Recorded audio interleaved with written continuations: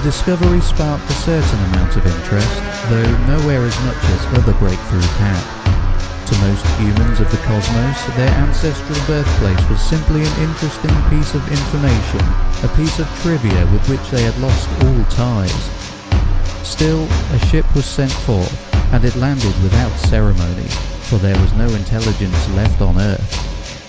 Too far away from the main centres of population, it had been completely ignored, gone stagnant and feral. But still, it was home.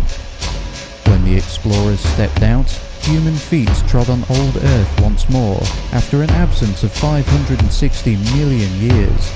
Mankind was back home. All tomorrows. I must conclude my words with a confession. Mankind, the very species which I've been chronicling from its terrestrial infancy to its domination of the galaxies, is extinct. All of the beings which you saw on the preceding pages, from the lowly worm to the wind-riding sail people, from the megalomaniac gravitar to the ultimate galactic citizens, lie a billion years dead. We are only beginning to piece the story together. What you read was our best approximation of the truth. Why did they disappear? Perhaps it was a final, unimaginable war of annihilation, one that transcended the very meaning of conflict. Perhaps it was a gradual breakup of the United Galaxies, and every race facing their private ends slowly afterwards.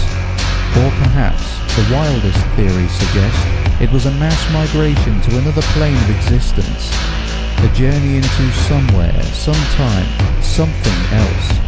But the bottom line is, we honestly don't know. Ultimately, however, what happened to humanity does not matter. Like every other story, it was a temporary one, indeed long but ultimately ephemeral. It did not have a coherent ending, but then again it did not need to. The tale of humanity was never its ultimate domination of 1,000 galaxies, or its mysterious exit into the unknown.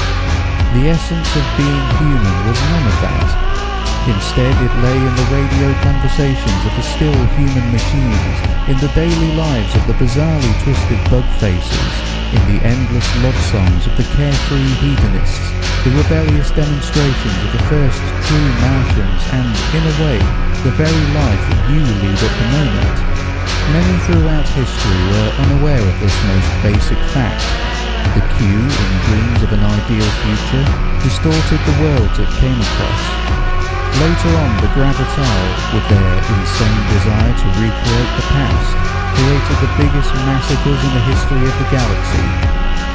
Even now, it is sickeningly easy for beings to get lost in false grand narratives, living out completely driven lives in pursuit of non-existent ultimates, ideals, climaxes, and golden ages.